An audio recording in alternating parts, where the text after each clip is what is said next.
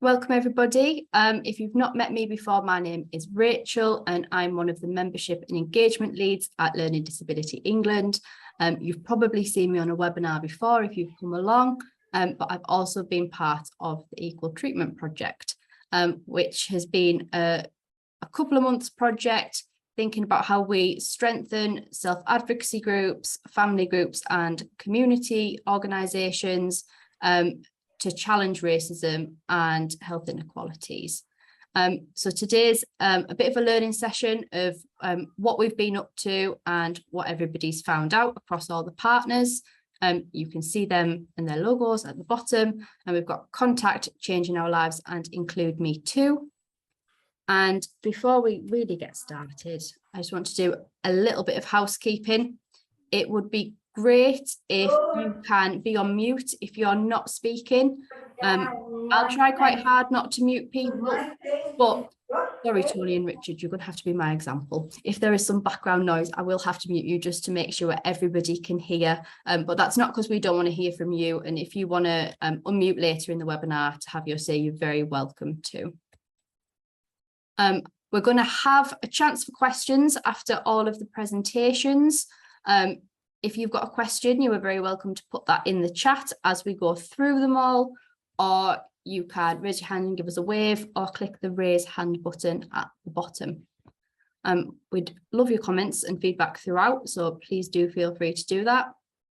We've got a lot to get through though today, so if we don't get to your question, we'll send those to the speakers and send all the answers out to you in the follow-up emails that go out.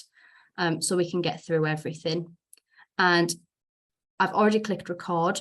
I can't control whose faces end up in the recording. So if you were uncomfortable with your face potentially being on YouTube later on, it would be good if you could knock your camera off, because I don't have any control over that bit.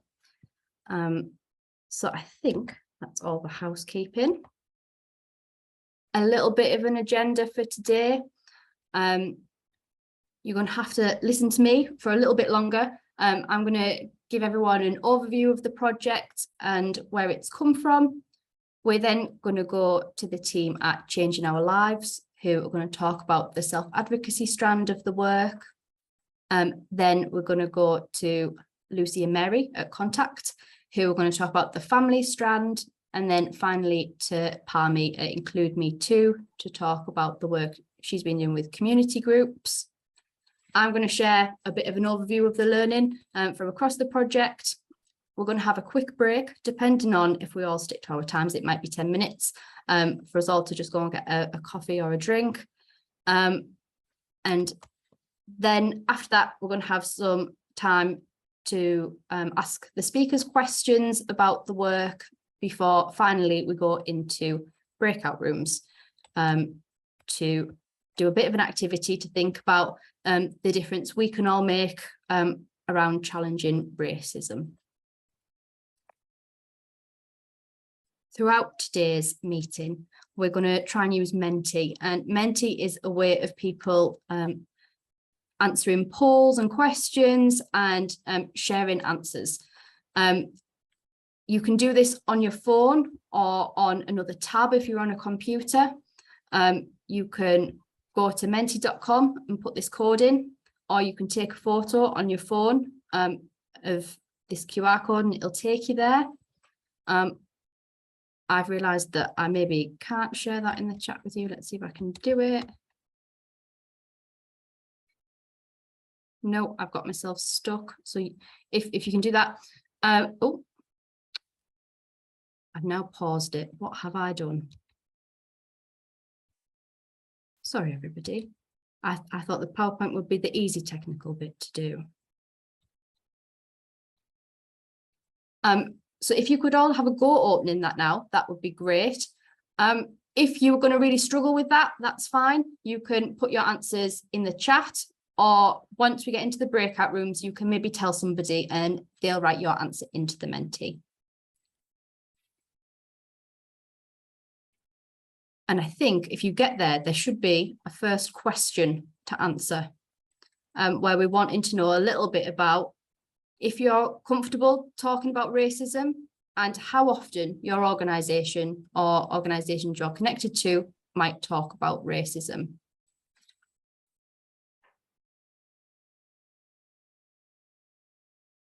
Is anybody very stuck?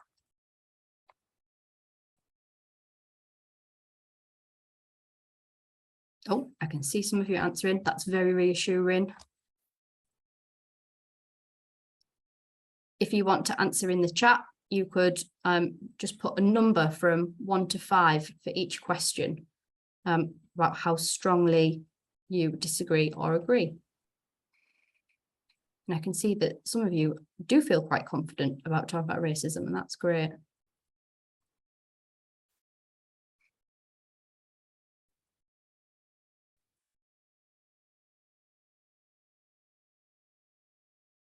I'm just going to stop sharing a second so I can put the link in the chat for anybody who might be struggling.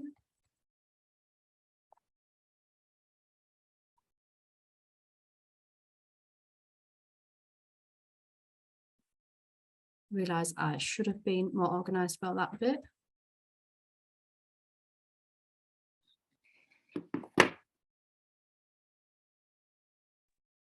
Hey, it's Tony. Could you put that code up again, please?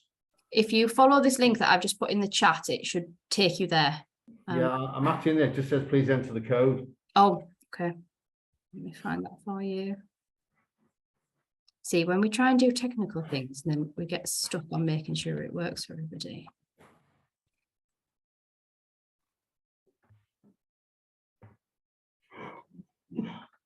There we go. We got it, Tony. And Claire, I just saw that you were a bit stuck. It might help if you leave the meeting and come back in. Otherwise, I'm not very sure what to suggest. Sorry. Hang on. Right, so I think I've got it. Great. Thanks, Tony. I'll give everyone 1 more minute to have a go.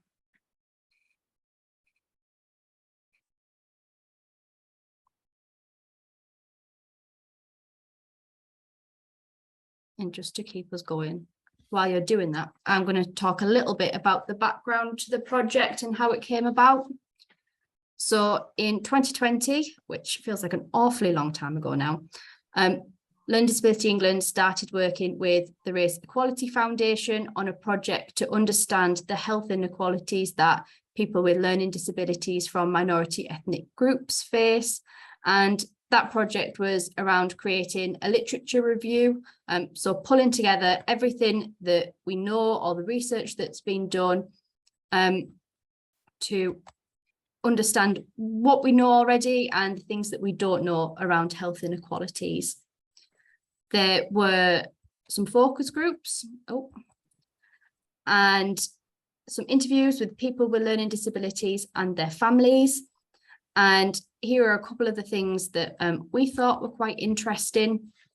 So the current ways of collecting data don't really help us understand people's experiences of health inequalities or of lots of other things, to be honest, because we don't typically collect information on people's race and ethnicity.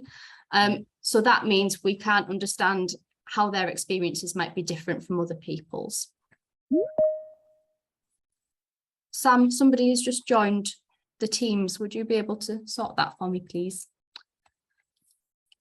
For some of the self-advocates that were part of the work, they shared stories about how they'd been told to ignore the racism that they'd experienced by the people that were supporting them. If someone had said something to them or something had happened, people often suggested it was better to forget about it and not think about it anymore.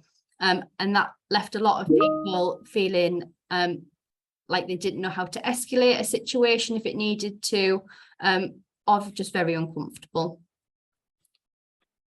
Some of the families that talked with us shared how their young people were often treated the same as others, but this was often a problem because it meant that the differences in their lives and in their experiences weren't recognised, their needs weren't being met properly, and the differences that they have weren't being celebrated. which had big impacts on people's identity and their understanding of where they fit into society and their communities. And the final thing that I thought was really interesting was that people said that they had really positive informal support networks, and these were often connected to the voluntary sector as well, and where people had those positive relationships, that made a big difference to their lives.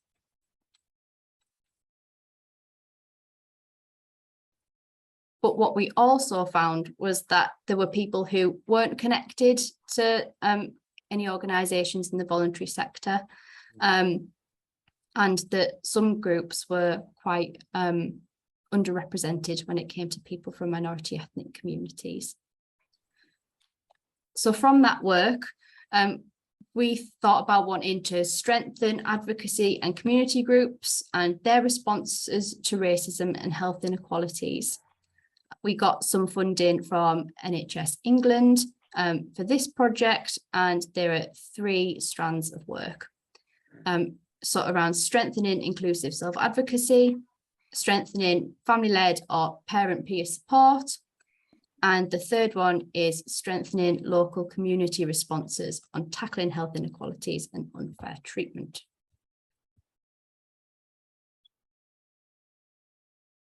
So we had some big aims for the project, and they were about strengthening existing organisations' work with people from minority ethnic communities, making sure that they were very inclusive and had knowledge about the different experiences that people might have.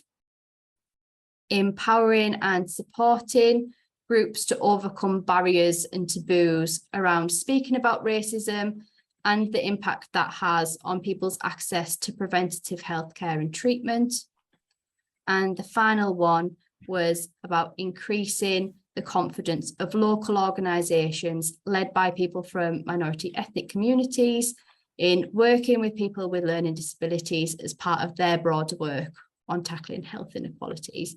So that one's really around groups that might not work with people with learning disabilities all the time, but do broader health work. And that's my overview. And I'm going to pass over now to the Changing Our Lives team. Lucy here. Lucy is here. Yes, Raj, I'm here. So I joined slightly late. I seem to be on a different link to everybody else. So good afternoon, everybody. My name's Lucy. I work for an organisation called Changing Our Lives. If you're not familiar with who we are, we're a rights-based organisation. We work with disabled people and people with mental health difficulties of all ages around social injustice and health inequalities. So we really enable people to live ordinary lives. And we were really excited when we saw this piece of work advertised through LDE, very much because it sort of fits into what we do, but also because it fits into one of our sort of targeted groups, if for want of a better phrase. So I've told you kind of very broadly what we do, but we focus our work on 3 different groups. And those are people with the label of profound and multiple learning disability, people that are really stripped of their most basic human rights. So that would include people who are in locked hospitals, and also people from minority ethnic communities as well. So which is why this piece of work very much spoke to us when we saw it advertised. So we delivered on stream 1, which was the strengthening inclusive self-advocacy. So do you want to move on to the next slide? Thank you. So in terms of what we did, we were asked to deliver an anti-racist programme to 15 self-advocacy groups around the country. What we decided to do after speaking to LDE a bit further, and what we thought was really important that we know through our own experience, was not just to work with self-advocacy groups, but the wider self-advocacy organisation, We're very aware through our experience that strategic sign-up is crucial to really changing the culture of an organisation and the way it works, the people it works with, who it employs, the spaces that it occupies. So for us, it was really important that we worked at a strategic level with decision makers, so those may or may not have been disabled people, but also with self-advocates and the self-advocacy groups themselves. So we took sort of a two-pronged approach to it, and we delivered sessions to strategic leads, and we delivered sessions on the ground, face to face, to self-advocacy organisations. And it's really nice to see some familiar names and faces here today as some of the people that took part in these sessions. We delivered those sessions in 3 different areas of the country. So they were delivered in London, in the northwest, and in the northeast. And we developed an anti-racist programme. So there were 2 different programmes. So the programme that was delivered to self-advocates and their supporters was a different programme that was delivered to strategic leads. But of course, there was lots of crossover between those programmes. So just to give you an idea of the sorts of things that were covered in the programme and with the people who took part, we looked at racism, obviously, we looked at anti-racist practice, we looked at equity, we looked at history of racism, we looked at culture and race, we looked at, you know, why that matters, we looked at what it means to be white, and thinking about when people realise that in their own lives. We started to think about circles of influence and the people and the places that people have in their personal and professional life. We explored prejudice and stereotypes, privilege and how that plays out, microaggressions, the hidden messages that are behind microaggressions, and some of the ugly truths, and the ugly truths being the facts, the statistics that are out there related to people from minority ethnic communities and the inequalities that they face, not just in health, but right across their lives.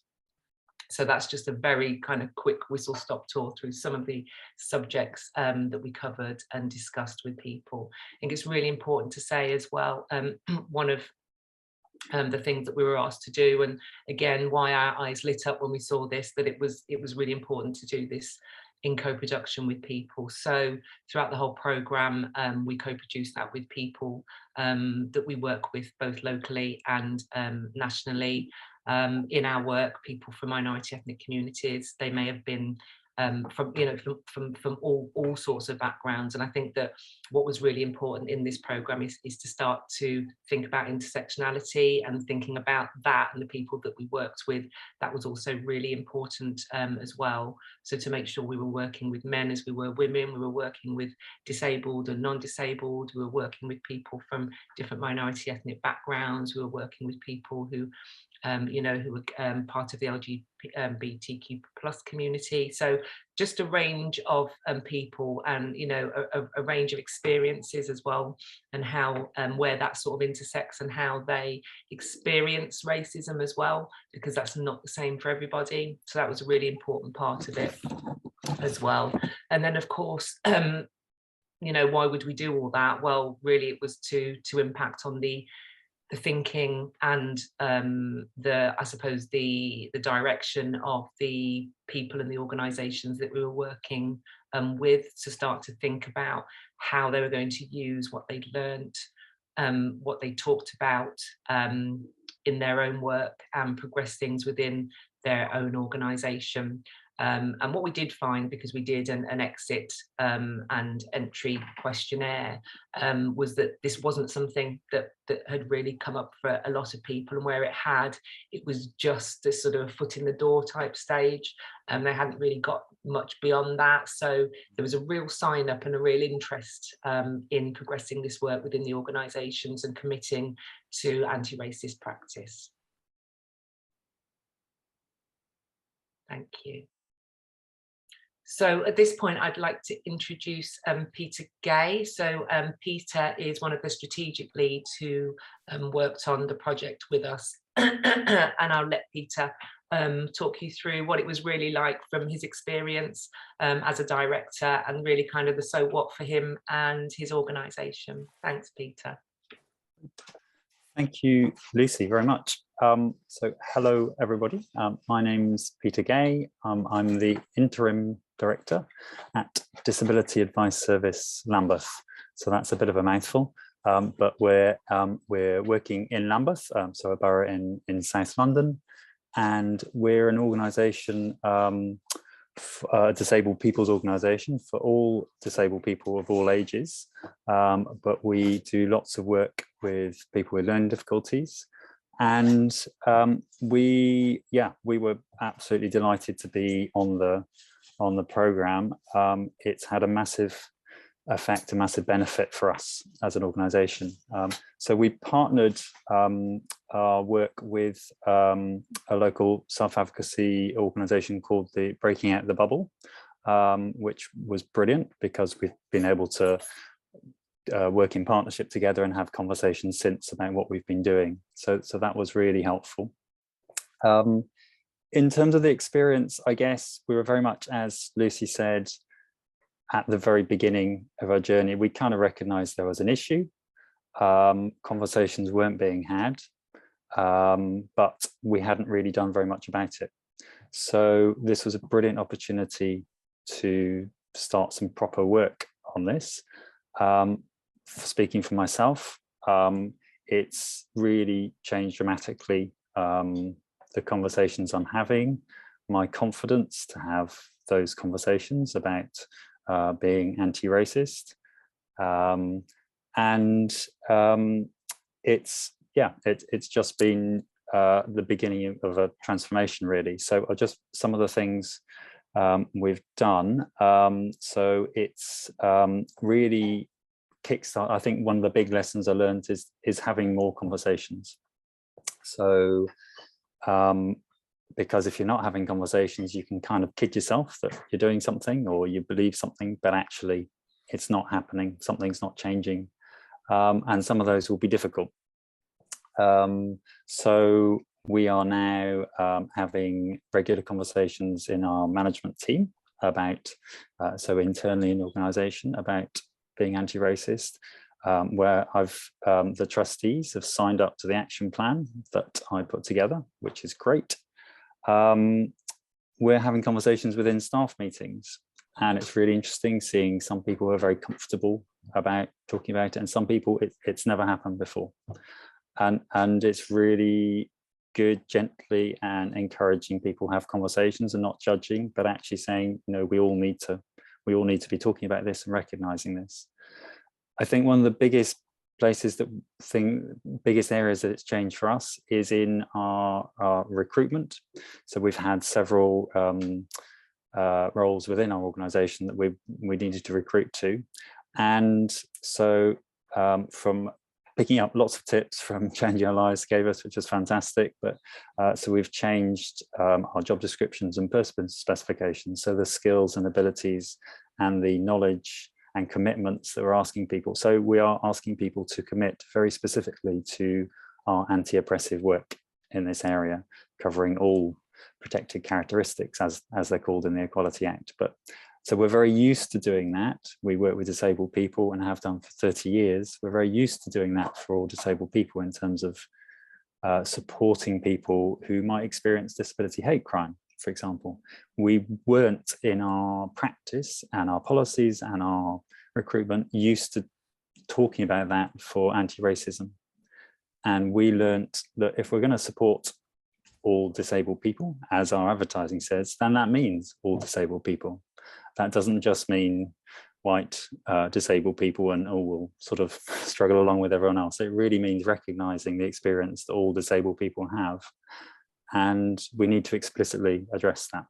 So it's absolutely been brilliant, not only putting things in our job description and person specifications, but then having questions in an interview. And for the first time, we've now run an interview and asked people, what does the intersection of oppressions mean to you? And it's really interesting seeing their answer to that. Are they up for this? And so it's great. We're moving to a position where actually everyone that's recruited in our organization now will be very aware that this is part of our work. And also, so we're doing things like information sessions for jobs, which helps spread awareness of our organization. We realized that actually if people didn't know who we were, are we able to recruit people from all communities? So Lambeth is a very diverse community. There's probably about 35, I think off the top of my head, % Black people in Lambeth. And we realized our staff team didn't reflect that. So it's really important to us to spread our recruitment as widely as possible. And now we're having conversations about, well, in our outward work with our communities, how is this really important? So in the work plans of our services and in our organization's policies and procedures, how are we putting ourselves out there? And I think probably one of the biggest things for me is how, and I speak personally here, so how can we be allies, but not just allies that sit quietly and going, oh yes, well I agree, but not doing anything, but how can we be really, really active allies? How can we challenge racism and speak up? And again, we've been very used to that in terms of challenging something like disability hate crime or inaccessibility, but we hadn't been outwardly used to that in challenging racism. And now we are very much aware of that. And I'm aiming over the next year to make sure every single member of staff is possible, is capable of doing that. So it's been, yeah, I think transformational is quite straightforward how it's been. So there we go.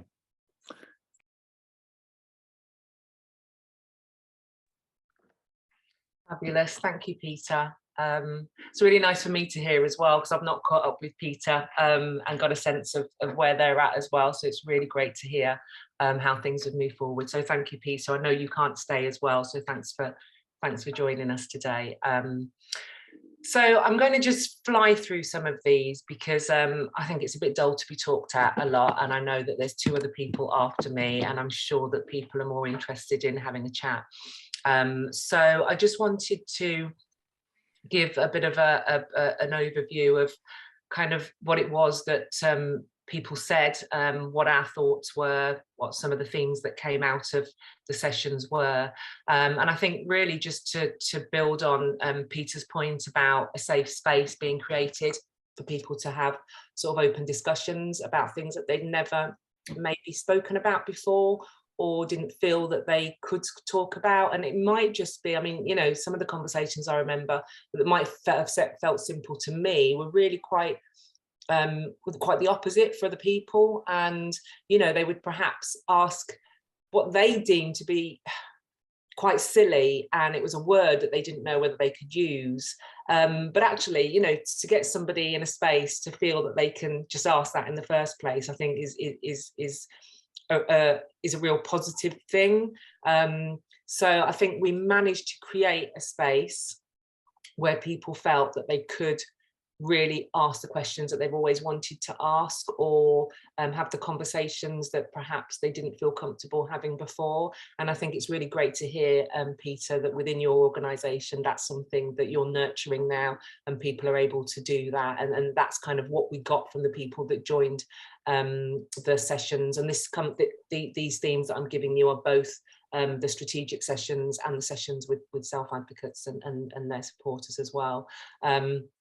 So I'll pick out a couple for you. I'm not going to pretend that these strategic meetings are not challenging, but that is precisely what I'd hoped they'd be.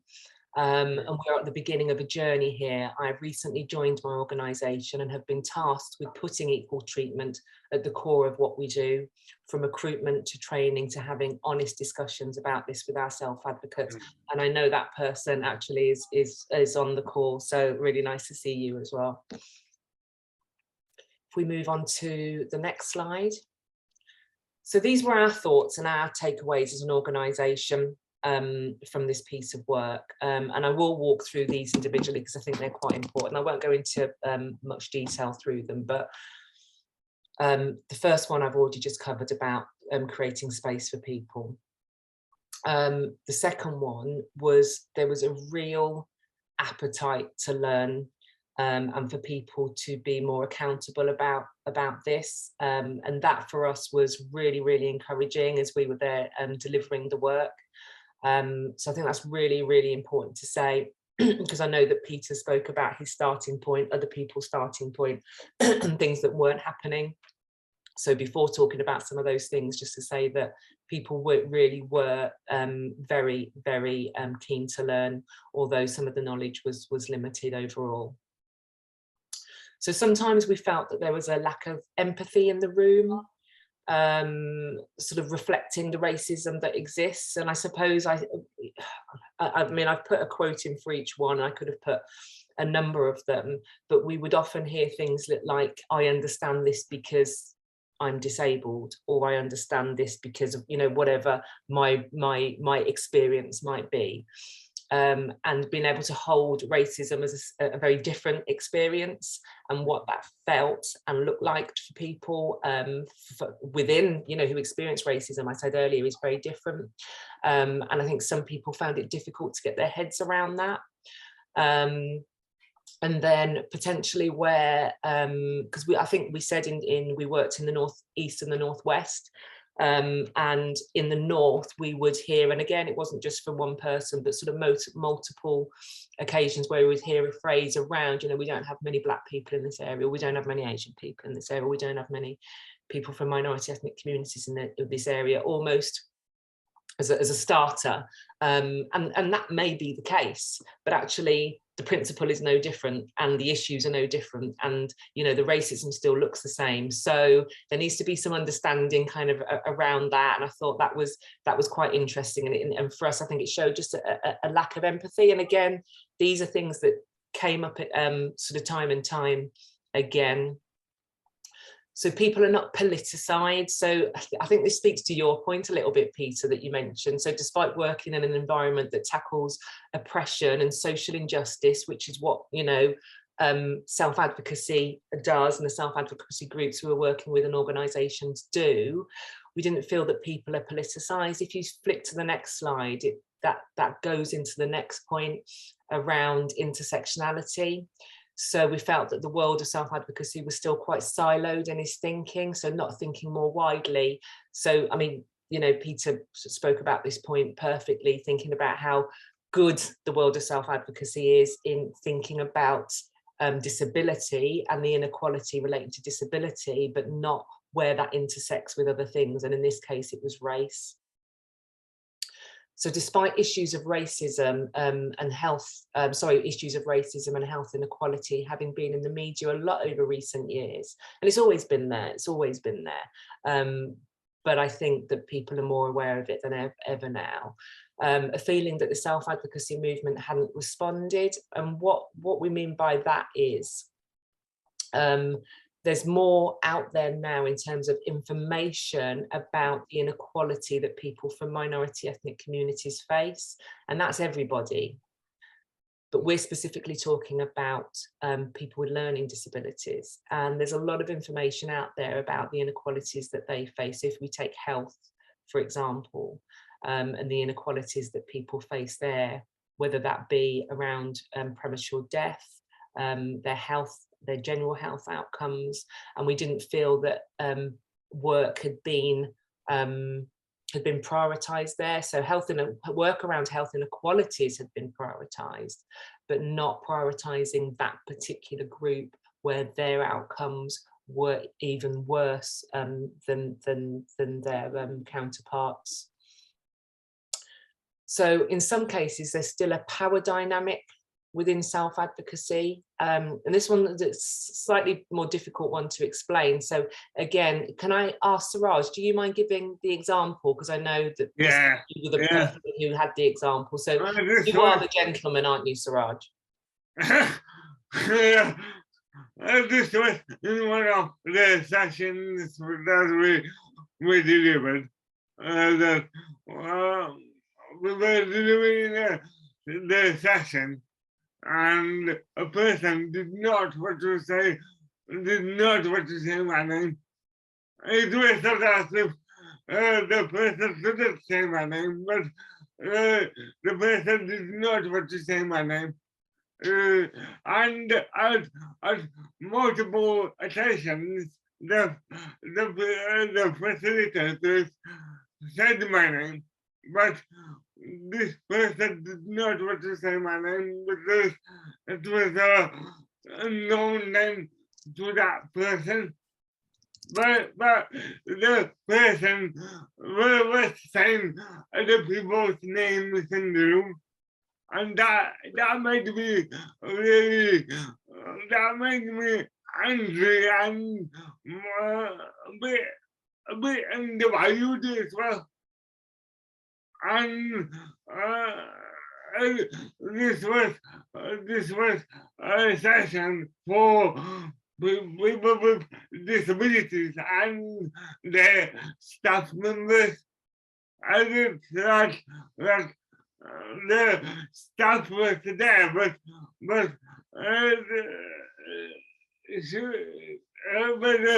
staff member didn't say anything. And I think just to conclude on that, I think when you came back, Suraj, and talked to me about it, you said that that had been sort of reinforced and reiterated by the team who were delivering umpteen times. I think you said a dozen times. A dozen times. Which is a lot. So I think that that's just an example, or one of the examples that we could use in terms of sort of power dynamic. And the person was not willing to say my name. Yeah, thank you, Suraj. So there appears to be a lack of understanding of the basic principles of co-production. And I think that was about, that was more about how people would go out and work in communities. So lots of the kind of, you know, what would we do? Well, would we go to them? How would we go to them? I think it's back to that, you know, that sort of old phrase of hard to reach, which, you know, I won't talk about, I won't go into, you know, what that means, but, you know, almost this, you know, how do we get to people, and not really understanding the principles of co-production and that kind of equal footing. And then sort of finally, the sort of unintentional day-to-day racism or microaggressions are really core to people's learning and realization that racism is everywhere and it's every day, and that includes them. And I think that that was something that was really apparent through the sessions. I think that people realized what racism looks like, and those everyday things that people feel are very small, which grind and grind and grind, and you experience and experience and experience, is racism. And I think that that was a bit of an eye-opener for a lot of people. So, you know, some further work around that I think would be really interesting. Thank you. So I think a couple of the challenges, and these again, I was just pulled out, there were so many things I could pull out, but I wanted to kind of give you real information. So these are some of the things that we came across in the session. And I think these are some of the things thinking forward about how people move forward kind of need to be addressed. So, but people can be racist to white people too. It doesn't just happen to Black people or Asian people. So these are quotes from people during the sessions. So those figures shocked me. So those are the figures I talked about early, the ugly numbers that we used, that shows some of the statistics. So that is a big difference. We talk a lot about health inequalities for people with a learning disability. We need to think about health inequalities for people from different ethnic groups too. And finally, I don't have any racial experiences, so I'm struggling with this. I think that's quite a powerful one, that last one, because we all have a racial experience.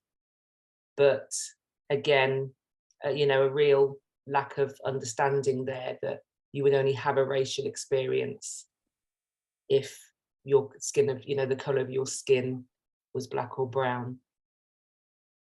So again, just some of the challenges I think that we've got thinking about how we move this forward with people. And some of the take homes. So thank you for these sessions. If there's any takeaway for you, I hope it's that what you have delivered has been exactly the catalyst we needed. And that's good to know. And I think that became evident very early on, that that's all it was ever going to be. It was going to be a catalyst. It wasn't going to be anything more than that. But that's okay. And that's great. It was a small project, and it got things moving, you know, for a number of people, but we're really clear that that's all it was. And just because you are white and racism doesn't happen to you, it doesn't mean it doesn't exist. You have to remember it's still happening. And that's something, again, we heard a lot of, and that was on the back of a lot of those discussions and the work that we did around microaggressions and what they look like on a day-to-day basis for people, and the experiences that people have got people thinking more and more about what actually it does look like, and that it does exist, because for a lot of people, they hadn't realized how prolific it was, you know, that it does happen every day, that it's an everyday experience. So I think that's another real take home for people. So very quickly, just a few resources that we developed across the course of the programme as well. Talk to Rachel at the moment about how we get these out to people if they require them, but these are something that's available, so just so you're aware. So there are three sort of handout resources. So one around reporting racism, what an easy read around what is an ally, and then just a recommended reading list for anybody, just a start off point. There could have been a million things on there, but it's only a short list, so we developed those as well. We also developed a short film around what anti-racism is, which people might find helpful. Oh, you don't need to, oh, thank you. Another one around what racism is as well. And we also developed some postcards around keys to anti-racism. So there's a series of postcards with statements that show steps towards anti-racism and anti-racist practice and behaviours, and there's also an explainer sheet that goes with that as well. We developed some sort of images which we sort of put out on Twitter, so could be used for sort of social media, but could just be used around just for a discussion, which would be helpful as well. So those might be things like, you can see this one here, you don't sound black. I'm not going to give that any more context than now, because I don't have time.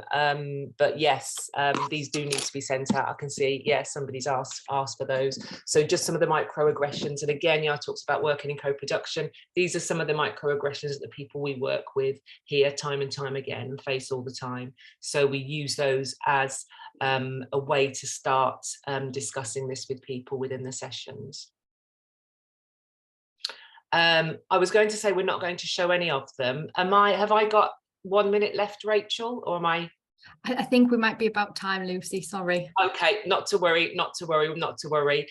So just so you're aware as well, we developed some mobile phone diaries. So those are people's real experiences. So we asked people to spend a minute recording their individual experience of racism, whether that was directly to them or whether they had observed that as soon as they could after it happened, to tell us what happened, to tell us how that played out, and to tell us how that made them feel. So again, this was a really good resource to start discussions in the programme as well.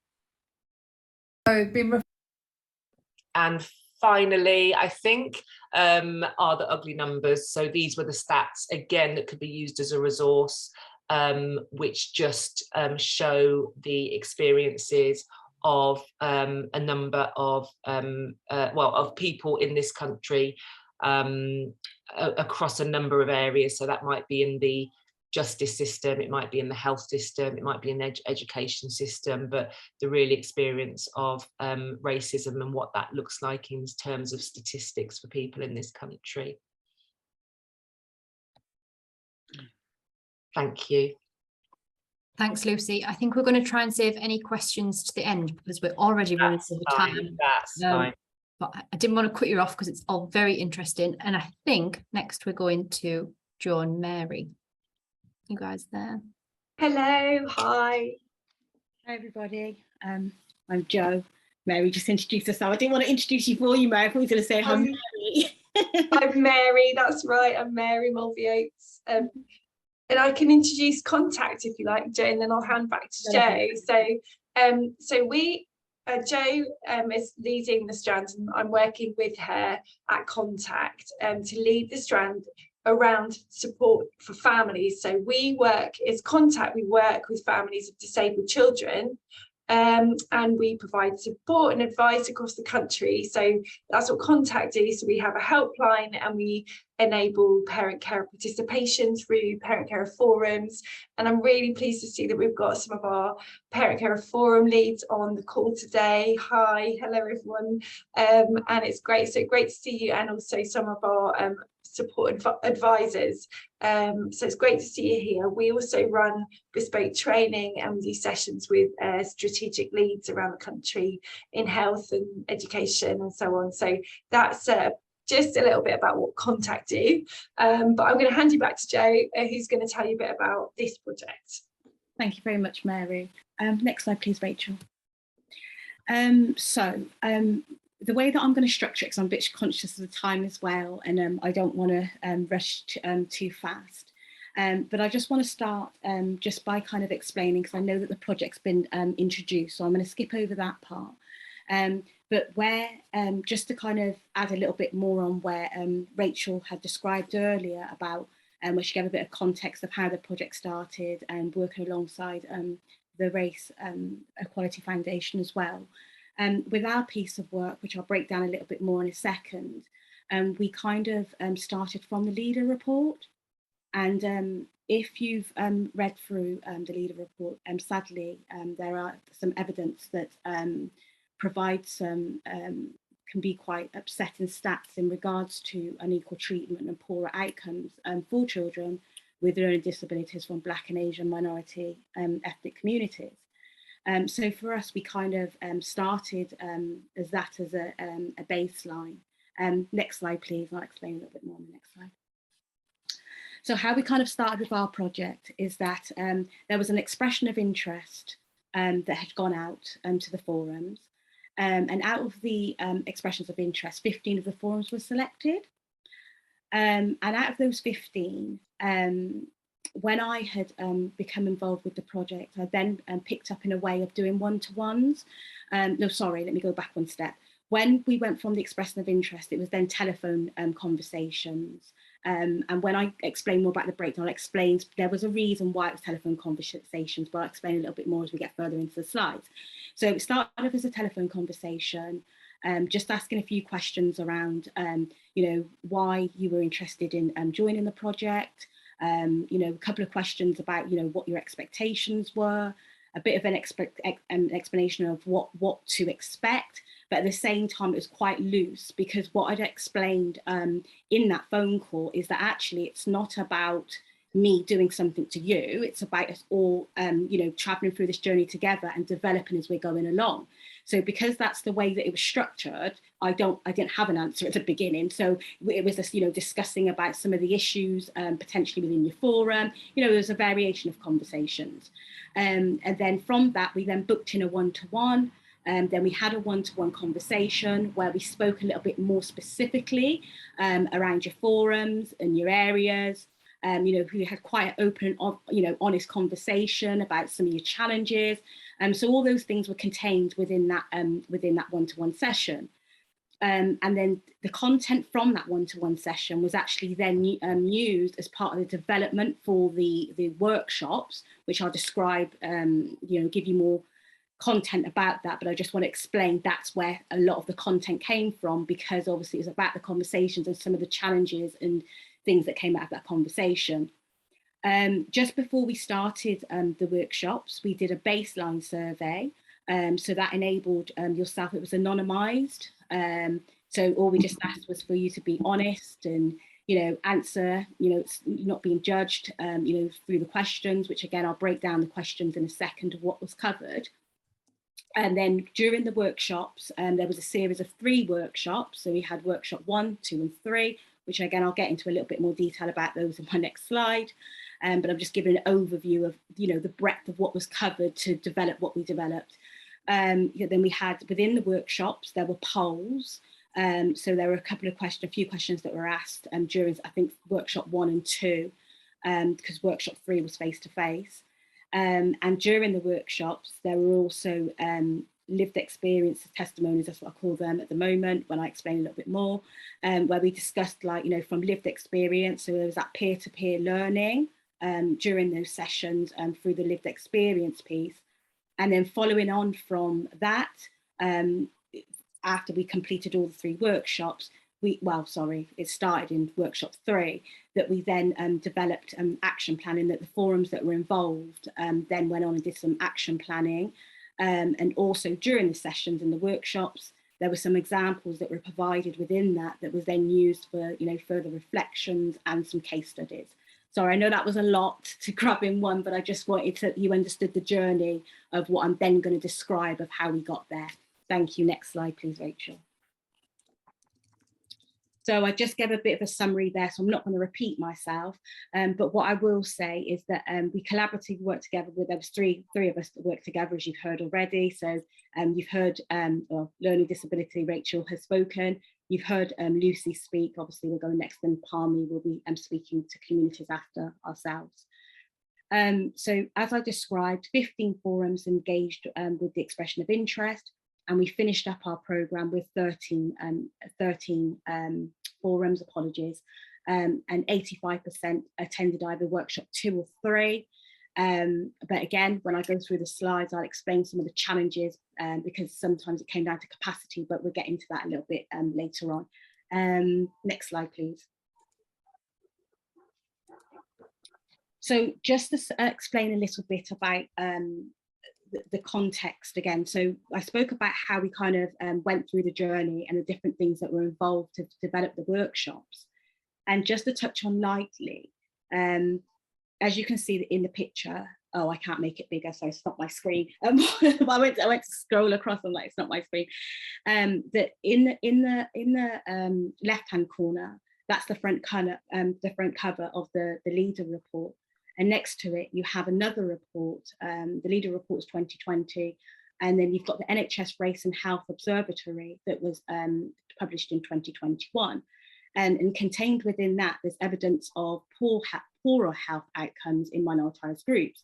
So the reason I'm mentioning that, and as you can see, I've given a visual about inequalities and, on the balance, because these are some of the things that we discussed within our workshop. So we went through some of the facts and figures as Lucy had described earlier. So for instance, under care and treatment orders, there's a higher proportion amongst Black and ethnic minority individuals. It's actually 10 times more likely, but then we explored that, but we went beyond just the figures. So on my slide, I've listed some of the disproportionality. So care treatment orders, within exclusions, mental health, in regards to later times, further down the crisis line to where Black and Asian and minority ethnic groups may present themselves at crisis. There was disproportion around annual health checks, which again, Mary may touch on this as some work that was done within contact around there specifically, but I'll just park that 1 second.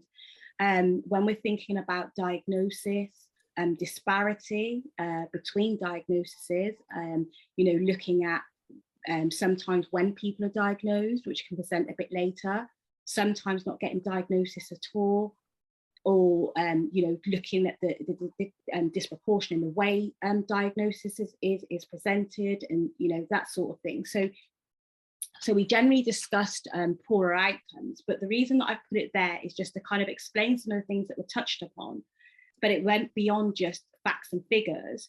We then delved into experience. Next slide, please. That's just to show again some stats from the Race and Health Observatory. So these are some of the stats that I'd refer to, but this is in the context of some of the wider determinants.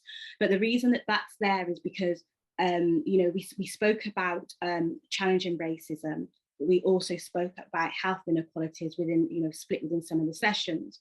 So actually we touched upon the wider determinants, but then we stripped down and, got into more deeper conversation amongst each of those areas. So I've just put that there as an example that you can see that, where some of this work was based upon, where we were having that conversation. So we were taking, we were looking at the reports, but then we were delving even, deeper into that by then, going into experience alongside that. And that's kind of what was contained within the workshops. Next slide, please. So this is an example. So this was actually taken from workshop 1. So as I've explained, the workshops were split into 3. So just as a bit of an overview, workshop 1 started off looking into terms and concepts. And the reason why was because when I had the conversations, like one-to-one, this is one of the things that actually came up. Because what I found was during the telephone conversations and the one-to-one conversations, people were extremely honest. And that was another thing about the journey, is that it very much was got across, and I hope, well, I know it did come across that way because of the information that we came out of it, but really articulating that it was a safe space for everybody to be honest. So one of the things that came up was around language. And one of the things around language was that actually some had described that, yes, they've been on training, yes, they have seen the words, yes, they've read around the words, but actually sometimes not everybody actually understood the meanings of those words and actually what they meant, but actually they felt sometimes a bit, I don't know, uncomfortable is not the right word, but felt that they couldn't really say at times, and maybe how that was perceived and how that looked. So actually, you might leave and actually think that, oh, I would like to ask some more questions about that and what that means. But actually in the setting with everybody else, sometimes you might feel too uncomfortable to ask. Whereas in this session, there was no judgment. We went through the different terms and actually we explored them. And one of the things that was mentioned earlier was particularly around microaggressions, is that actually microaggression can be extremely hard to explain. And actually, if you've even experienced a microaggression for yourself, again, it can actually be quite hard to explain. So what had actually happened within that session is that we had like lived experience examples. So in preparation for session 1, it was actually put out there. And again, it was up to yourselves to how comfortable you felt in sharing certain things or how you wanted to share it. And that was left down to the individual, which how I explained the structure of each workshop. But then what had happened is that we brought up about microaggressions, and actually some individuals had shared their experience. And while they were sharing their experience, others had listened quite attentively. And actually being able to be in that situation where we were in a safe space that we could discuss these things, that actually it gave to some people, gave a whole different meaning to the concept of these words, and actually could relate to the way that it was said in a way different than potentially just by words. So that was with microaggressions. We also spoke about other areas that potentially, and again, I say potentially, that can be quite challenging or triggering as described. So for instance, when we looked at anti-racism, we actually looked at what does anti-racism mean and actually breaking that apart. So as you look on the right-hand side with the visual, we actually looked at race. And as you can see on the top, We looked at, you know, race as a social construct, and this is how we kind of went underneath the layers. And actually, as you can see, like underneath the water, we kind of explored those things that are underneath that necessarily we don't see beyond skin color. So we discussed some of those things and how that presented, and you know, that was quite a yeah. So that spent quite a bit of a discussion when we got underneath that. We also looked at other things such as, you know, equity and equality, the difference between the two, why they're different, and the content, you know, between the two and what that means. We explored more around intersectionality, because when we spoke, microaggressions and intersectionality were two terms that actually came up, that actually that they wanted to, that people, individuals wanted to understand a bit more. And what does that mean? And actually it was safe to ask the question, what does that mean? And actually we could explore that and look at the different layers. So again, going back to the visual about the different layers underneath. We also spoke about, you know, other, as you can see, I've put some terminologies in red. And the reason that I put that there is because we spoke about BAME, and actually what that can do by being lumped together, and actually what that can miss. And actually, so we spoke about that. And then we spoke about, you know, white, Black, Asian, minority, ethnic, and, you know, looking at it not to cause segregation, but actually to look underneath and look at, you know, maybe different experiences for individuals.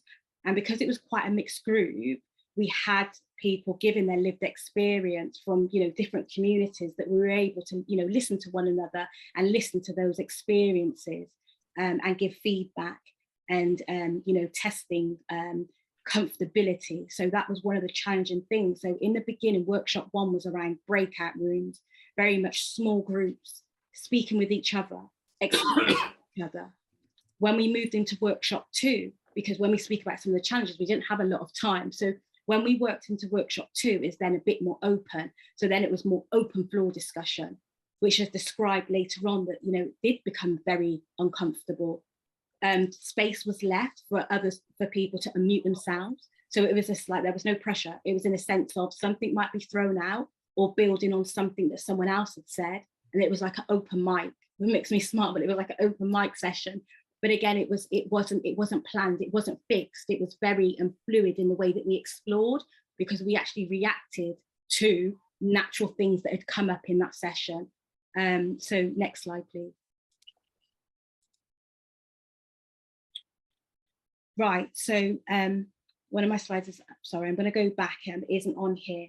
But one of the things that we did after that is that when we explored via the workshops, we also had further discussions to explore growth, you know, of where we were. So every workshop, we kind of had a discussion of where we feel of, you know, what our learning was from the previous session, what our reflections were, what were our thoughts. And then by the time that we'd done the 3 sessions, it then led us on to our action planning. And within our action planning, one of the things, sorry, so it was the action planning and reflections at the same time. So it was very reflective the whole way through. So we always had that experience of kind of how people were feeling and, you know, picked up in the next session. But then when we got to our action planning, it was, you could see within the plans of what was picked up within the sessions and how the plans were developed. And what was interesting was that one of the main things that were picked out from everybody was definitely around evidence and lived experience, and thinking about how we gather that and what that looks like. So for instance, we were very much, again, I'm reading from what was picked out of the action plans, not from my personal words, but picked out from, you know, thinking about positioning. So thinking about allyship, thinking about what does that look like when I am speaking in the community, thinking about who we're talking on behalf of, how we're talking of that, how you know, how are we doing that? Thinking about relationships, how can we make relationships stronger? Speaking with people that are already doing the work, speaking with your community leaders, thinking about how we can connect. So that very much came out in the action plan. One of the other things that came up very much so was about accessibility and clear information. So that got some forums thinking about their websites and literature. How clear is that information? It also brought challenges, which I'll go on to in a second, which again kind of gives some thinking for commissioners. But you know, thinking about how clear is the information that we're giving out? How can we, within our peer relationships, support others to understand? How can we support? Those are the kind of things that were coming out from the thinking. When we were thinking about how we work together in collaboration, who are we working with? How are we doing that? Again, how are we positioning ourselves? Thinking about conferences, who have we got speaking? You know, these are the things that were coming out of the action plans. When we were talking about annual health checks, that actually annual health checks should happen by the age of 14. But then when it was delving into that information, it was like looking at the stats and actually looking about who is receiving their health checks. What are preventing individuals from receiving those health checks? What does that look like?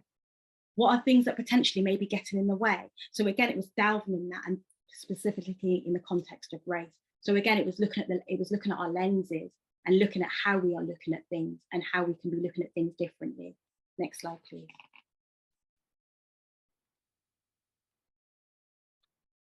Thank you, Jo. I'm going to just say a little bit about what we learned from the feedback that we got from the workshops and from the forums who were involved in the project. I think Jo's given a really great summary and gone into some of the detail about how we worked as well as what we covered. But we did ask participants to kind of get involved through surveys at the beginning and the end of the sessions, to ask them to rate their kind of knowledge and information, their attitudes and behaviours. And so on average, we found that participants improved their understanding on a number of concepts. And so some of that was about just learning the kind of understanding and growing the understanding, which was great. So particularly things like microaggressions, as we described, that really need a bit of unpicking and those real life examples before you can get to grips with them, and understanding them on an emotional level as well as just the kind of rational information. So that was really helpful. I learned a lot in the sessions. I know we've got some people on the call here today. I've noticed people from some are from Leicester, some from Brighton. I don't want to say your names, but Reading, Solihull. We've got a number of parent care forums on the line here, and I would welcome any sort of examples from you if you want to give them now, just because I feel like it would be useful. I know Rachel would probably nearly out of time, so it would just be a short snippet, but if anyone's got any examples they want to share of what they learned on the sessions or what they felt afterwards that they've been able to take away, because the action planning was I think really useful, shines a light onto what the forums are doing really to work with their communities, work with families and work with services, to bring this issue to bear and to make changes actually to improve how services are responding. So if I just go, I'll just cover one more slide and then I'll hand over to anyone who wants to come in with their example. So let's skip the next slide and go to the following one, the next one with the bubbles. Rachel, thank you. Yeah, so this is just an examples of how people said that they'd increase in confidence. So one of the forum members said that they'd learn a bit about how to ensure that everything their forum is doing is taking into account the needs of minoritized communities. And one or two individuals talked about how they felt more confident in just talking about the issues that we've been hearing about today, and Lucy was describing earlier as well.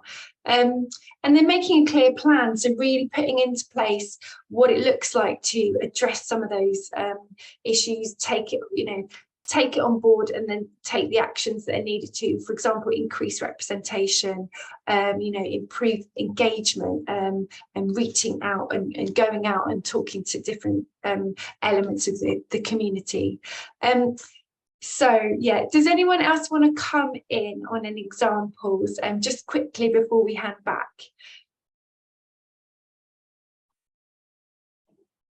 Paolo, I can see you. I can't see anyone else because I've got a limited view. So Paolo, do you want to jump in and say something? Yeah, just briefly, I think the way the 3 workshops were put together was really good, because we had a chat with Joe first. So, and it was very welcoming chat, very confidential. Me and the PAC Forum chair could talk about our experience, which was quite specific to our forum in Brighton and Hove. So the workshop then, they were organized to in kind of general issue, but also specific issues, which answer some of our questions. And I think overall, the steering group is feeling much more supportive, but also we got a structure now to go forward. So for us, it was very useful. Thanks, Paolo. That's great. Rachel, how are we doing for time? We're just about running out. If you guys have any last minute quick points. That's it. So the last slide, I think I can just do really quickly. Yeah, so we just really found that this has been a great learning opportunity for the forums, and we'd love to do more of it if that's possible with forums. We noticed that, you know, I think forums benefited from the opportunity to just share really openly. Joe, do you want to say any more? Yeah, I think one of the things I didn't touch on and I was going to get into was some of the challenges. So, you know, in the creation of the action plan, some of the things that came out of that by way of challenge was not just very big in regards to capacity and funding and extension. So, you know, in the way that we had delivered the programme, it was 3 sessions, and we did fit a lot within those 3 sessions. But some of the comments were that, you know, it would have been good that there could have been the extension, that actually so we had longer time within the reflections, or, you know, further support with the action planning to come back and you know, still to support during that journey.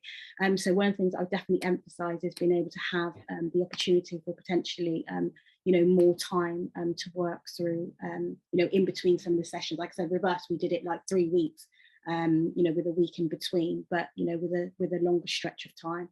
Just wanted to add that. And also around the literature as well, that, you know, some of the things that would be involved in regards to the literature, that potentially extra funding maybe, you know, would be welcomed to do that. Thanks, Joe. And just to say, we, in terms of resources, Contact has a diversity and inclusion toolkit that's available for family parent carer forums, but we also think this is probably an opportunity that we could share with other family support groups, groups who are supporting families of disabled children, or, you know, similar groups. So yeah, just I'll hand back over to you, Rachel. Thanks very much for the opportunity to share the work. Great, thank you both so much. And next I'm going to invite Parmi from Include Me Too to share what they did with Strand 3. And not to cut you short, Parmi, but if there's anything that you feel's already been covered by other groups and can miss out, that would be great. So we've still got some time for questions. Yes, sure. Okay, so we start the slide. Okay, so the element that we were looking at was about strengthening the local community in terms of their responses to the health inequalities and fair treatment of people from racialized communities and marginalized communities with learning disabilities. Just wanted to give you just a very quick overview for those that aren't familiar with Include Me Too. We're a national charity that is Black, Asian, ethnic minority led. We advocate and support for disability rights, human rights, and intersectionality, where in the past it's been known as multi-discrimination. And we've been doing a lot of work from day one regarding anti-racism. Include Me Too came about very much regarding Black, Asian, ethnic minority families and with disabled children and people having limited access to services, being underrepresented, and also having and not having the opportunities to participate and influence at a local, let alone a national level. I think you can hear from today, there's still a long way to go. And then when you're looking at other marginalised groups within that, we're also, you know, we know that the people with learning disabilities from Black, Asian, ethnic minority communities are even more so marginalised. So in terms of this work, our background really is the fact that, as we said, we've done a lot of anti-racism work over the years, not only campaigning, but delivering training and delivering a range of services and advising on services, whether it be in the voluntary community sector or in the public sector. But we also, what happened at COVID-19, you can imagine, I think many of us were in disbelief as, you know, as COVID-19, the events started coming to the fore. What it also did, it really made it showed very clearly, and it was long time due, in terms of the inequalities and the disparities within our society, whether, you know, in terms of communities, particularly Black, Asian, ethnic minority, in terms of health inequalities, the barriers and challenges for people, disabled people, and then also in terms of people with learning disabilities. We saw from the leader report, it emphasised and showed once again the concerns of health inequalities, unavoidable deaths, you know, the percentage of that, how it once again impacts racialised communities with learning disabilities. And also in terms of, you know, the do not resuscitate, the lack of the value of life of disabled people, let alone people with learning disabilities. And this is, you know, so when we got in contact with the university working the leader report, and then I got in contact with Sam from the Learning Disability England. And yes, really glad that there's been a focus, and it's been great working on this equal treatment project and then getting involved in their steering group. So we initially worked with both Learning Disability England and the Race Equality Foundation. And we did the element where we actually did some work with families talking about their experiences of having a loved one, whether it be a child or a young person or adult with learning disabilities, and the barriers and challenges that they have faced. There is a report that we will share via Learning Disability England. So I'm just going to be touching on some of those, some of the issues today that were also incorporated in the seminars and workshops that we did, part of this Strand 3 focus of the Equal Treatment Project. So it's interesting that the strand that we were looking at was about local community responses at tackling health inequality and fair treatment. But I also want to let you know that the footing of this work, and in terms of the Black, Asian, ethnic minority sector, already is at a huge disadvantage. There was a report that was done by Charity So White that, that highlighted, and I'm wondering how many of you are aware that here, you know, nationally, when it comes to Black, Asian, ethnic minority-led voluntary community organisations and groups, we have got we have got 9,000 to 10,000 charities and community groups that are Black and Asian ethnic minority led. But yet only 65% of them have an annual turnover of less than 10,000. So already when we're talking about power, privilege, resources, equity, equality, the community that we saw how they, you know, saw their strengths, saw their resilience and their innovation when it came to a global crisis, let alone here in the UK. You know, we were looking at food banks supporting those that were quite vulnerable, etc. You know, the list goes on, and I'm sure that you're aware of the phenomenal work that on the ground, those groups and organisations were key in delivering. So already there's a disadvantage. So you could imagine then trying to reach out to them and speak to them in terms of their existing very minimum resources, whether it be supporting the elderly, whether it be supporting a local diabetes group, or you know, in terms of coronary heart disease support group. Already they've got very limited resources, and majority of these organisations are run by volunteers.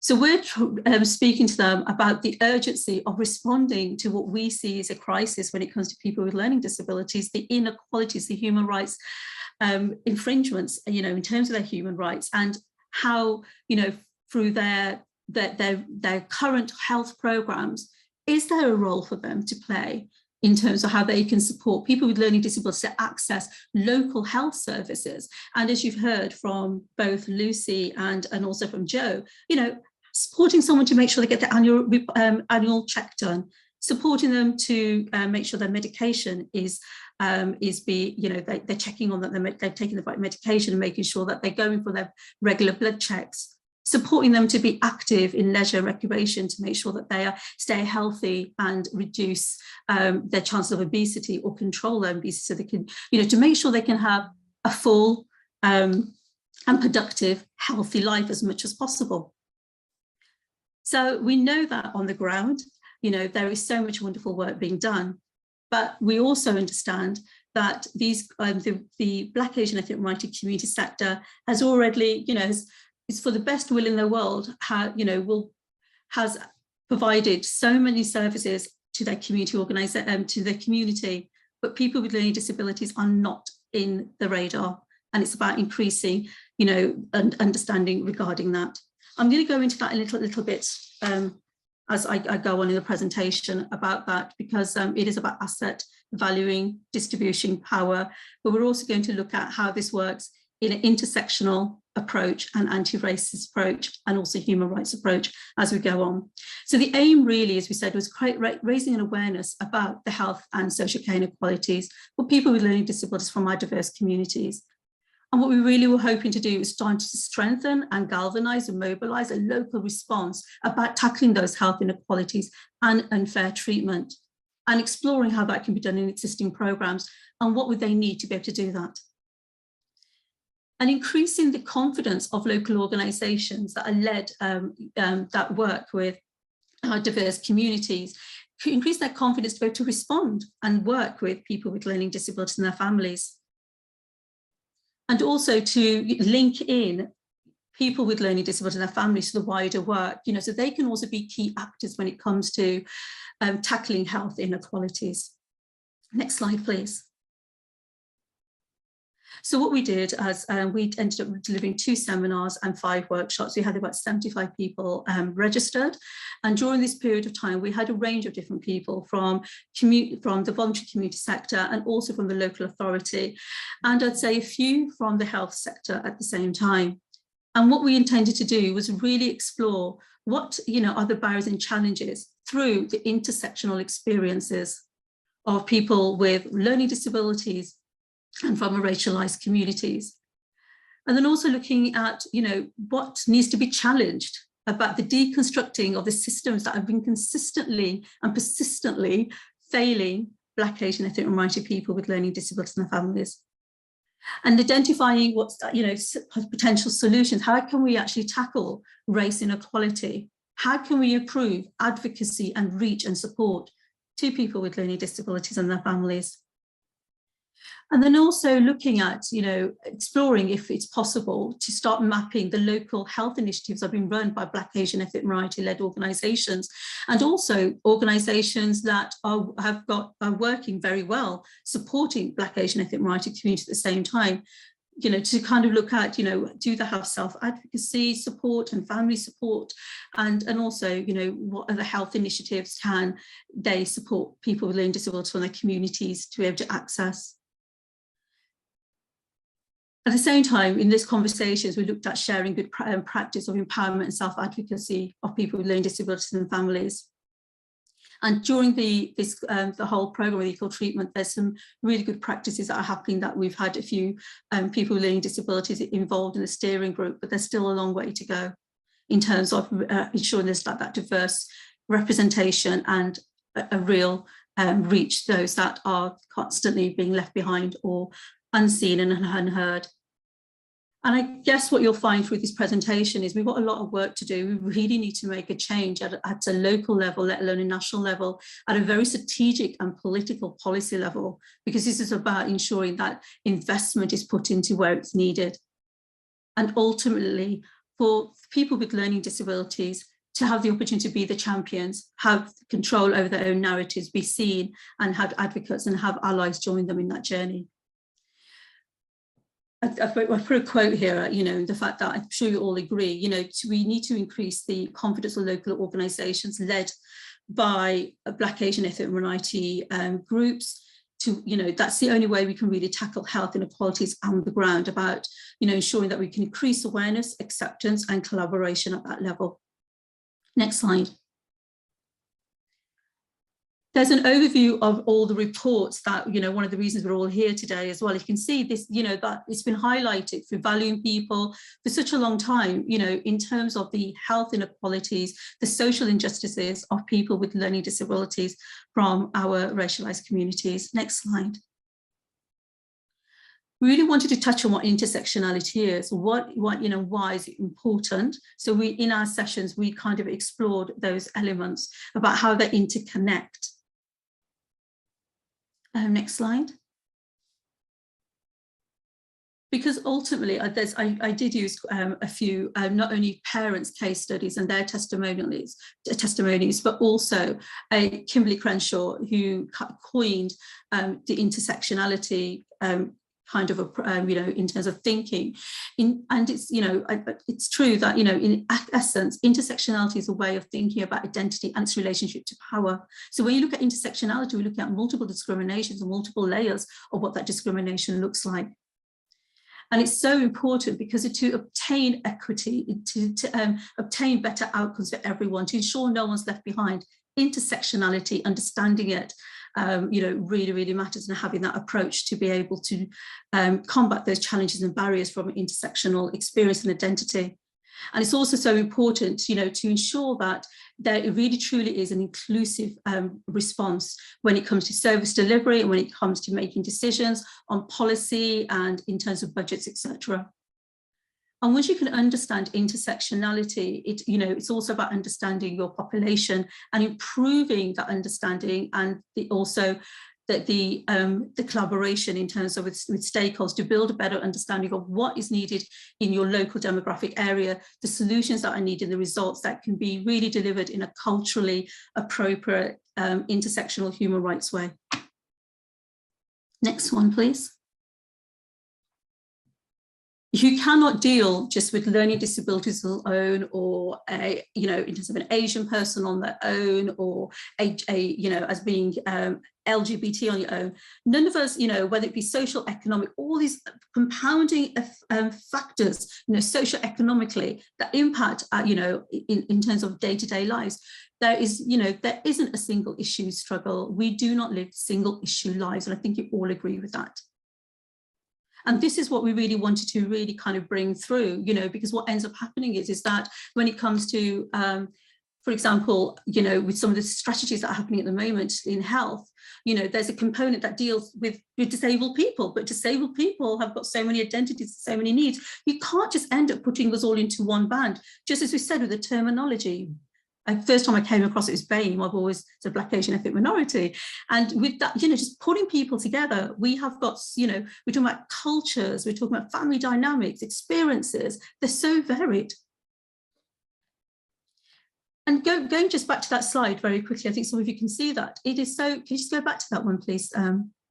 Sorry. And I think you all agree, you cannot be putting the agenda together, you cannot be putting in funding bids, you cannot be delivering services if you are not working alongside those people that actually these issues actually impact.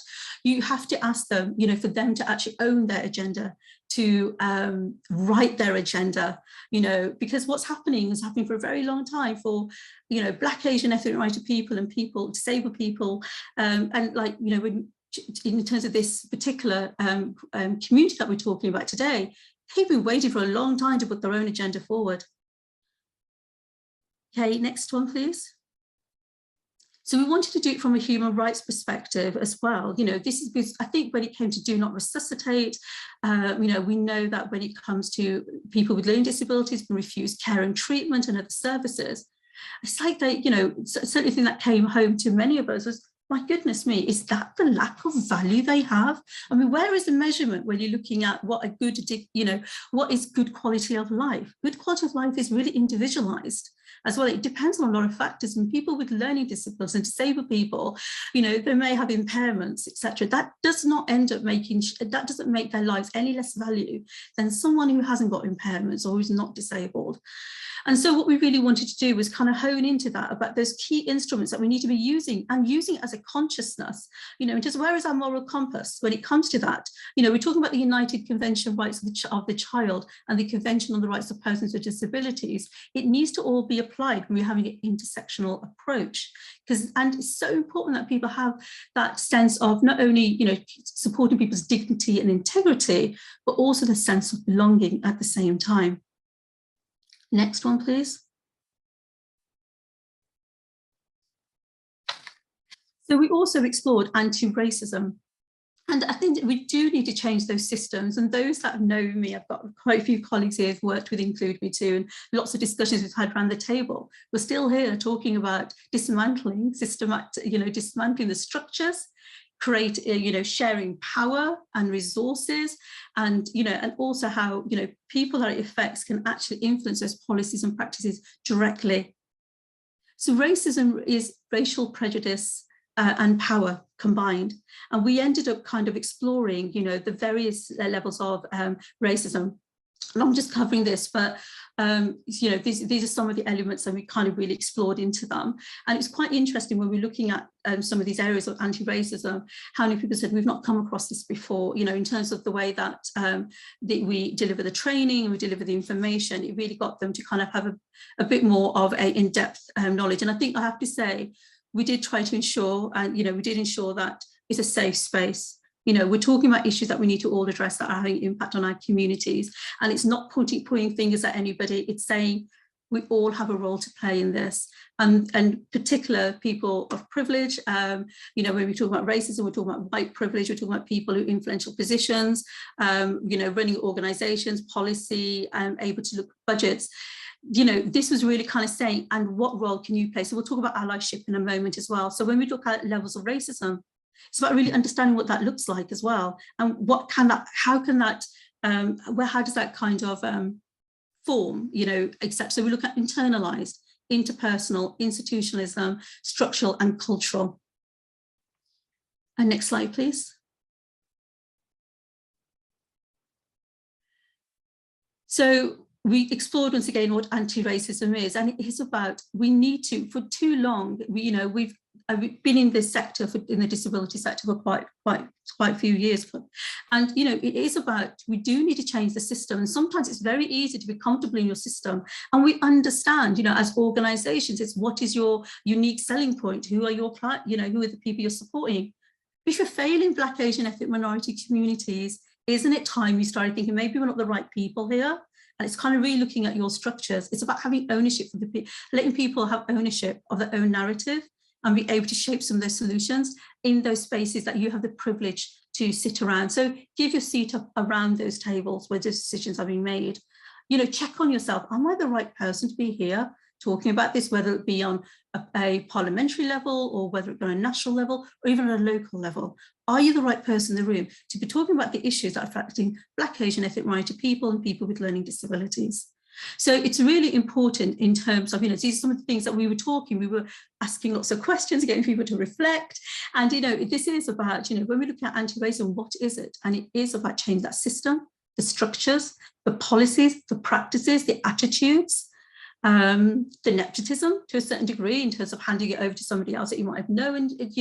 It's about not only a redistribution of power, but sometimes it's also a dismantling of the power at the same time, and about shared equity.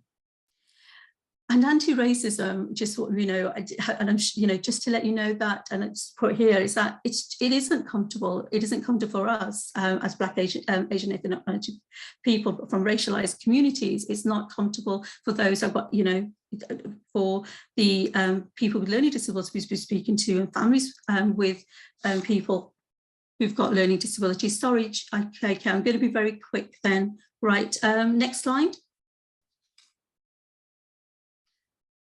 I'm going to give you a quick overview because I need to quickly go through, because obviously I think the time was taken up. So key findings and testimonies, there will be a report, but what families were giving us was, these are just some top liners: unhelpful and hostile service provision that weren't accommodating the families. Service that they were very clear that they had been discriminated, and it was a race discrimination, very clear about that. A lack of knowledge of their rights and entitlements to support their child, made very difficult because of the limited access of information support they have.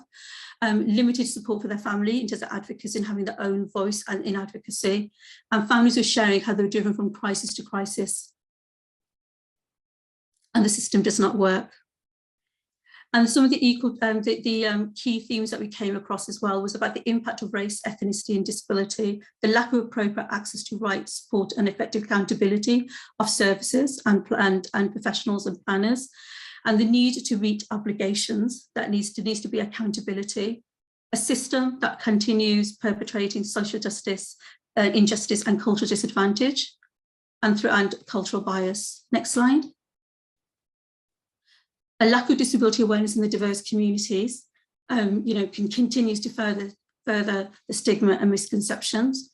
The need for greater advocacy and empowerment amongst families from Black, Asian, ethnic minority communities, with learning disabilities, and also to ensure that Black, Asian, ethnic minority people with learning disabilities and their families can also be key actors, be innovators, and be able to shape up the community-led approaches that can support and improve their life chances and better health and social care outcomes. Next slide.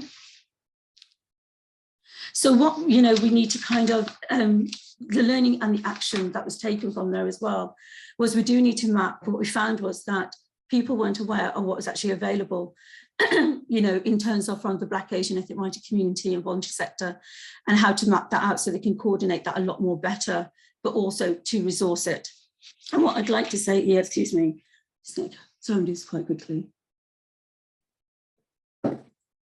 It was really important in terms of the BME sector that it's seen, it needs to be valued as an asset if we are going to get communities to also be part of the solutions and working with us on the ground to deal with the health inequalities and improve social care for people with learning disabilities. But that means investment within the BME sector, and not to just have them access them when you need to consult or you have piecemeal short projects. This is about real investment so they can sustain their resources, and also about capacity building them so they can have the confidence of working with people with learning disabilities from their communities. As we said, and the other area was, about really kind of mobilising, encouraging the potential role and action on the ground of these, of the faith and community organisations, and so that they can, as we said, play a key role in this. And it's also vital that we do need to recognise the systematic and structural barriers that have been long due to be addressed, and the impact it's having on these families and people with learning disabilities. And a real commitment to an anti-racist and intersectional approach. It's so urgent, and these resources are much needed, I think we all agree, at a local and strategic and policy level. The work has only just started. And one of the key things I would say from a community element as well is they do need to have more increased awareness, understanding of people with learning disabilities.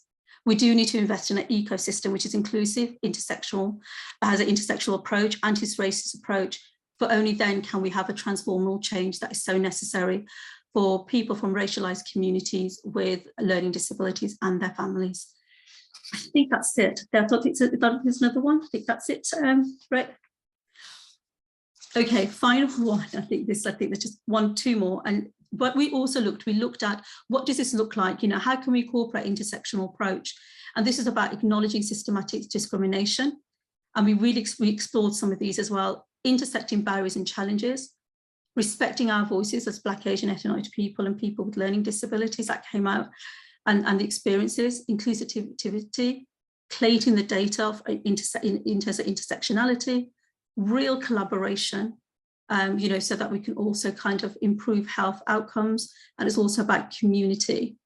And I think, as you can see, once again, kind of highlighting the fact that, alliances, we work together with real alliances, have respect and investment and support one another and see the value of what the community sector can actually bring.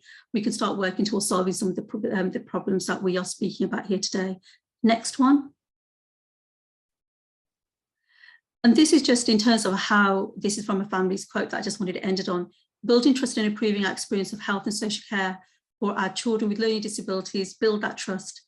That's been broken for such a long time. This isn't just something that's going to get done overnight, it's something that's going to take a long time. Our communities that have been completely let down in the past and currently. So we have got quite a lot of work to do, everyone, and I hope you found that useful. Thank you, Parmi, and sorry for rushing you at the end. I think we've not planned this very well. I think everyone's had so much to share that actually we haven't timed it right at all. I had a couple of quick things I just wanted to share to round off, kind of covering the learning from the whole project. Mostly just to say that this has been a first step, a springboard, a catalyst, as Lucy said, for this work, and we hope that it can be something that's built upon and that we can keep the momentum behind it. And it does need some investment and resource. People, you know, and organisations struggle for time at the minute, are often firefighting in their responses to things, and actually issues like this deserve to be given a priority and space within the work everyone's doing. I think there are some real opportunities as well between the third sector and social movements to be working together and building solidarity between them, so we can prioritise people in all of the social movements, but also to kind of hold each other accountable when we're not doing a good job, and share the learning that we've all got. And I'm going to end there so we've got time for other things. I think that we might not do breakout rooms because we ran over so significantly. But I think while we've got all the speakers here, if people have questions, it would be great to take them.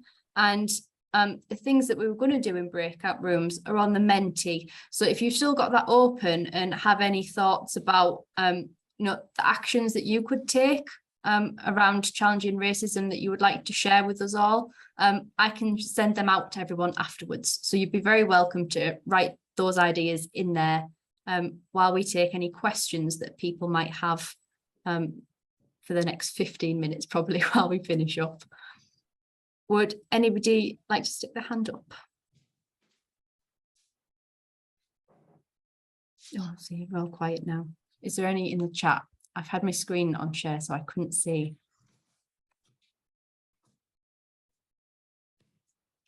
Kev, have you got a question? And who is it for? Tell us as well. You're on mute, Kev. I think that there's the media doesn't help the situation, and after Brexit, this bad feeding Europeans and that sort of didn't help either, did it? Europeans and UK and social media's gone toxic, but now there might be, now there's a change of government, it might hopefully it'll stop out a few things crossing it. Yeah, I think you're right, Kev. There's lots of things in the media, isn't there, that are quite media don't help the situation. That's why sometimes I don't buy papers, because it's just doom and gloom, and that's why it's best to sometimes it's best to look at LinkedIn or something like, or Twitter, and you get news elsewhere, or YouTube. Yeah, thank you, Kev. Julie, you've put a question in the chat. I wonder if you would like to ask that. What me, Julie Singleton? Yeah, sorry. Yeah, I've just was it about my last one or ones before? Oh, whichever one you like, Julie.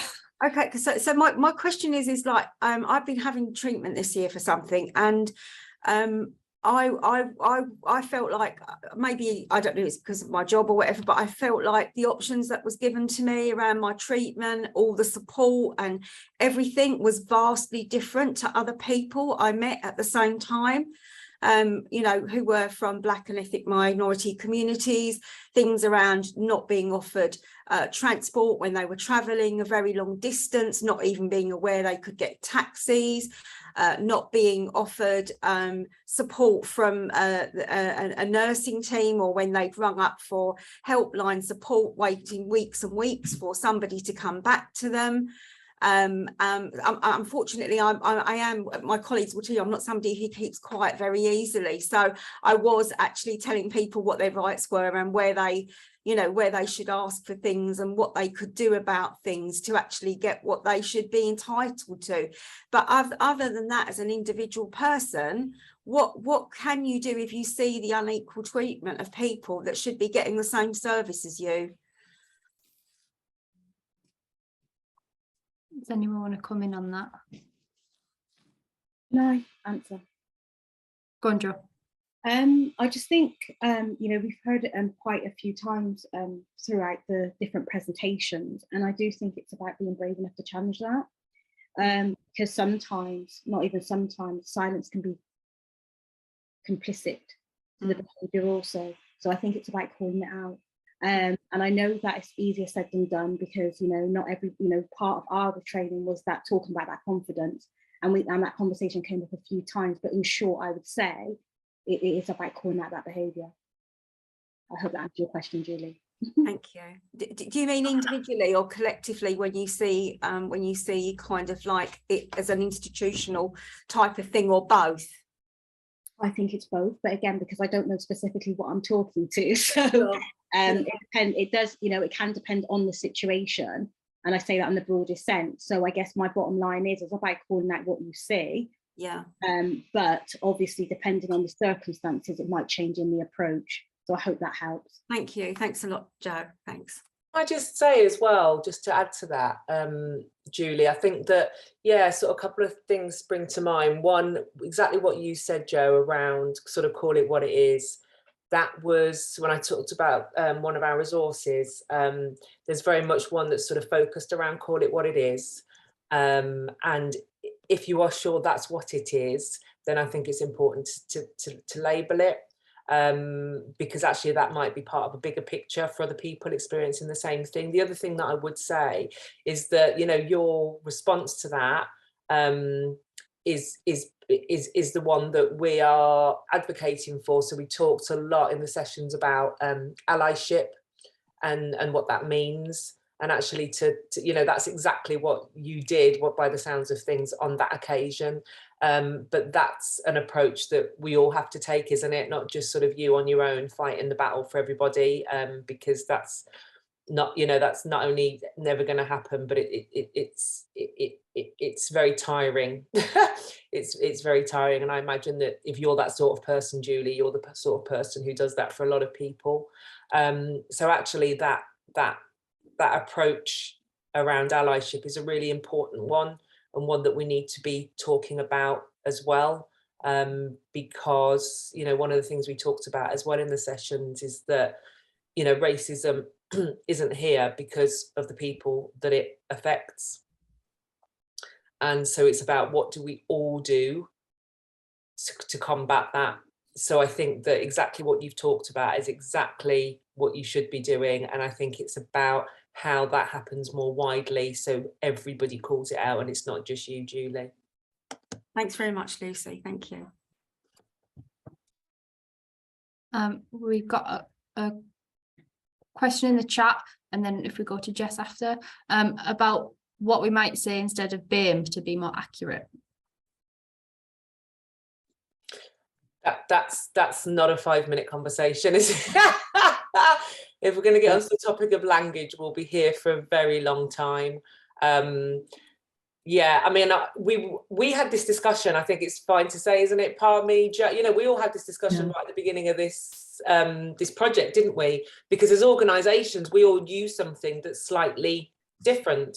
And that doesn't mean that, you know, one or the other is wrong. It's just different. And, you know, I think it's about the people that you're working with and ensuring that it's them who are, you know, who are having a say in that as well. So, you know, you won't speak to every single person of colour and they will have the same view on that, the same way that, you know, there are lots of discussions around language, you know, in the disabled community and in the, you know, autistic community. It's, you know, there is not a one fits all, but I think what you're saying is, isn't it, that we're being told that BAME is not the one.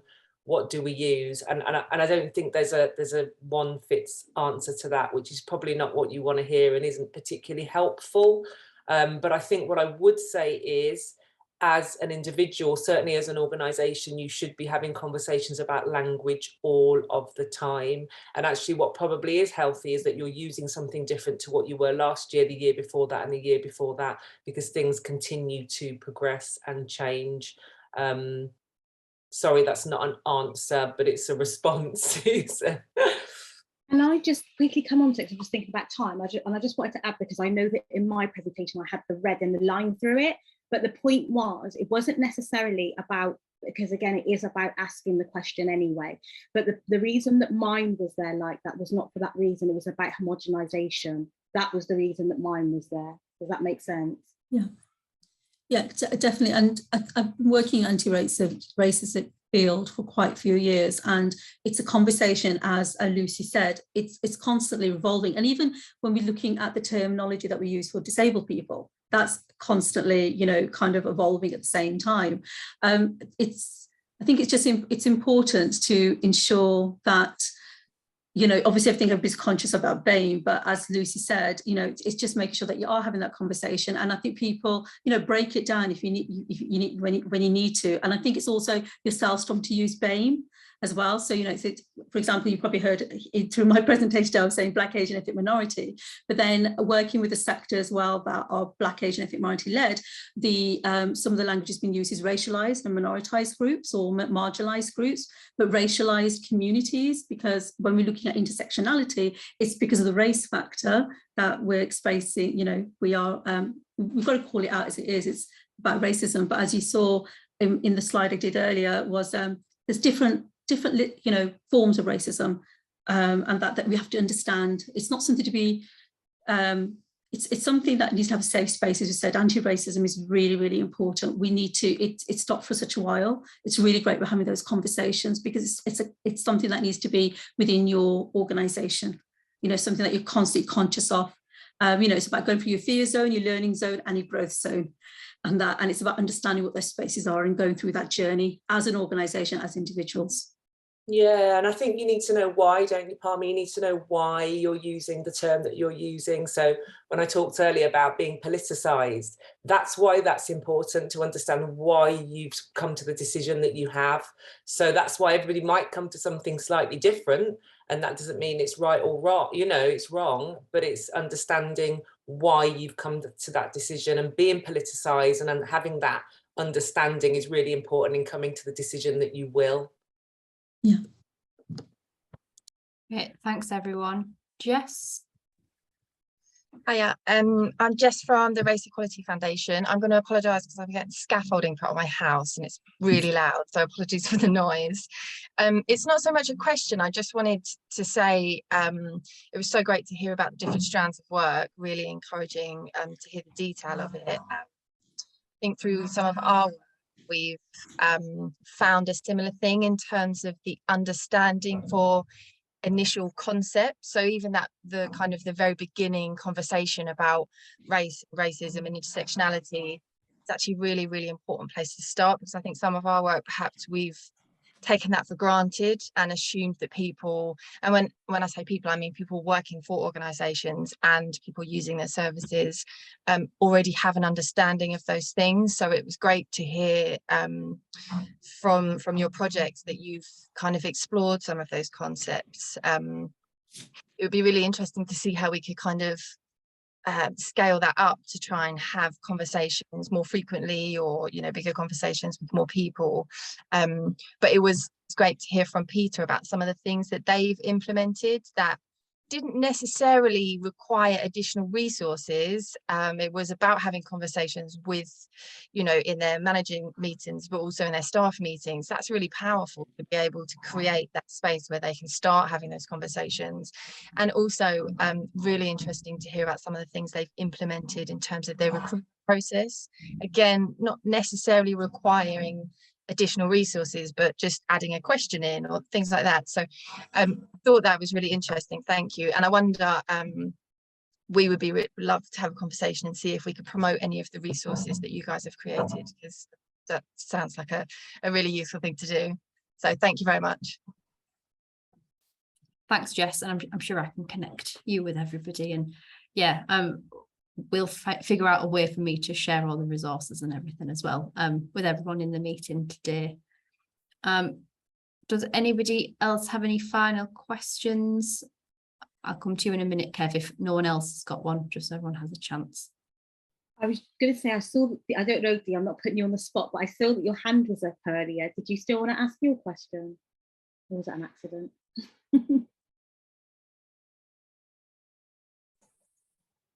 Oh, is that me, Dee? Yeah. Excellent.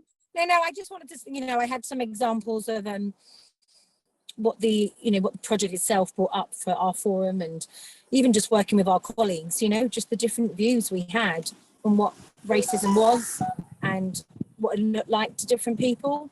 And that was a real big eye opener, and I don't think we would have had those conversations or made any progress without the workshops. So thank you. Welcome, thank you. Thank you, Dee. Kev, have you got a short one? It's the last question.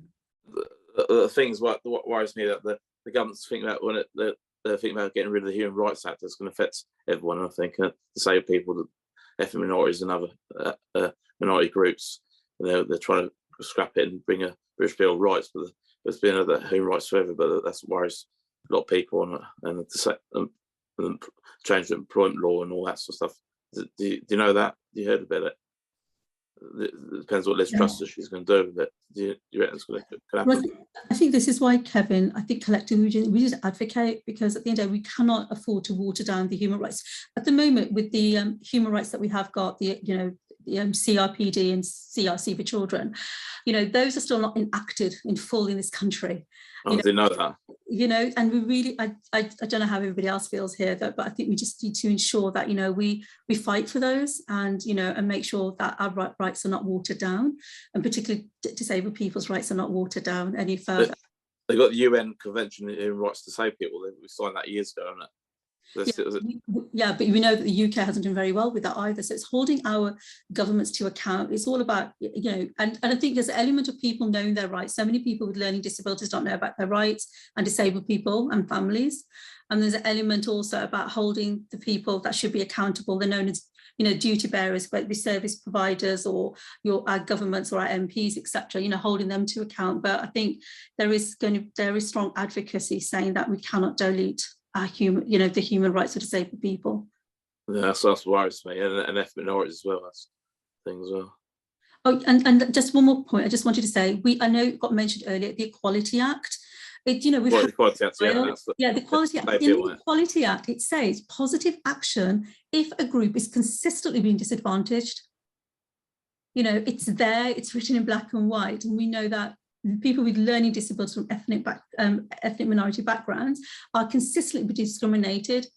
So we have really got to also, within those people that are here today who are able to around influential tables, hope that some of the takes you take about is how do you increase the authentic voices and get those people that with people from Black, Asian, ethnic minority communities with learning disabilities and their families on those tables. Yeah. How do we ensure that local authorities, local provisions, local health are held to account? How do we improve the outcomes of health? And I'm hoping this is the beginning, or the foundation that everybody's built here today.